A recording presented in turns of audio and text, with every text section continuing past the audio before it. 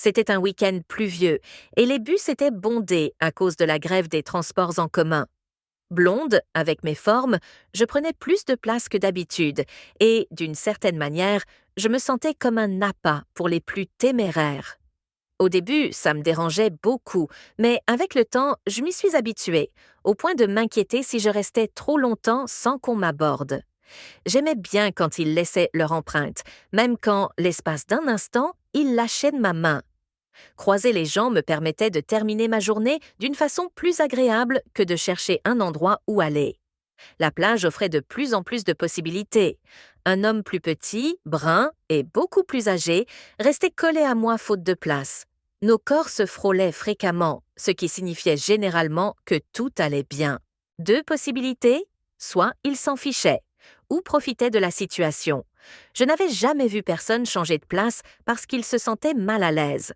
Bientôt, j'ai réalisé que mes affaires étaient reconnues par une étrange affection.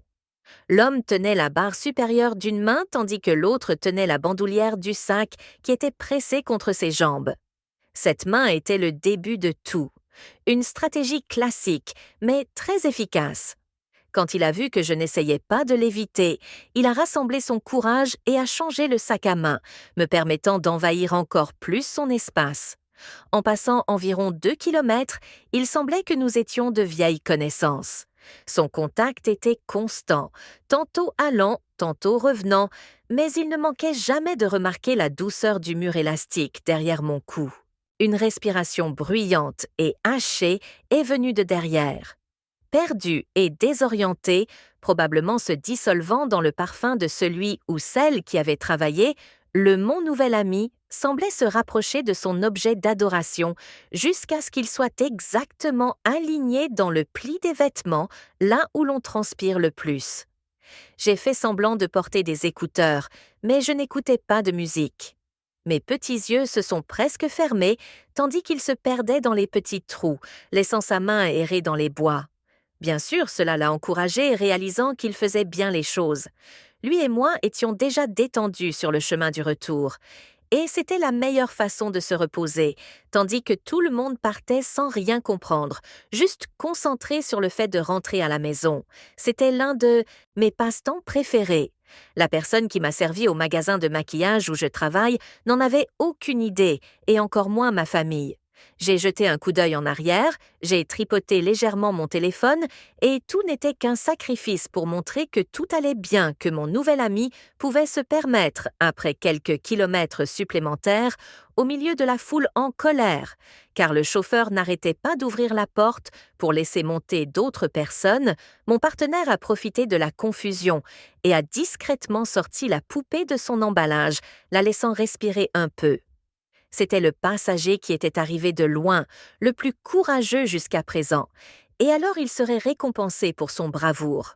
Le chauffeur semblait nous aider, les freinages et les arrêts brusques étaient complices de ce qui se passait, augmentant la friction et donnant à tout cela l'apparence d'un amour de longue date entre deux inconnus. Mon arrêt serait probablement avant le sien, qui irait certainement directement au terminal. Mais il m'aurait été impossible de descendre en essayant de me frayer un chemin à travers cette foule, alors j'ai finalement décidé de descendre au terminal avec tout le monde et de prendre un autre bus pour rentrer chez moi. J'ai donc opté pour cette solution afin d'être plus à l'aise et de profiter du reste du trajet. Mais je ne pouvais pas oublier de prévenir mon mari que j'arriverais un peu plus tard. Je lui ai expliqué la raison et lui ai envoyé un message tandis que je sentais la curiosité de mon ami grandir, appréciant la sensation du tissu de ma robe contre lui. Puis une secousse imperceptible, pour le chauffeur, a transformé toute la situation en une plaisanterie.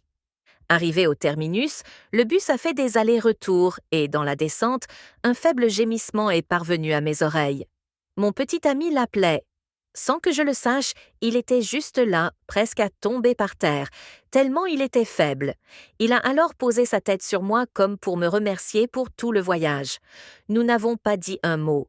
Nous nous sommes regardés ainsi, nous avons conclu un pacte silencieux et nous ne nous sommes plus jamais revus. Mais je peux vous assurer que je resterai à jamais dans sa mémoire, tout comme il restera dans la mienne, pour avoir accompli cet échange magique. Jusqu'à ce que nous arrivions au terminal, la chose derrière moi s'était dissipée, et la chaleur ambiante a contribué à sécher un peu mes vêtements vert clair, qui, lorsqu'ils étaient mouillés, ne se voyaient pas autant. Finalement, je suis descendue du bus sans me retourner. J'ai attendu le suivant et je suis rentrée chez moi malgré mes 20 minutes de retard. Mon mari s'en fichait complètement.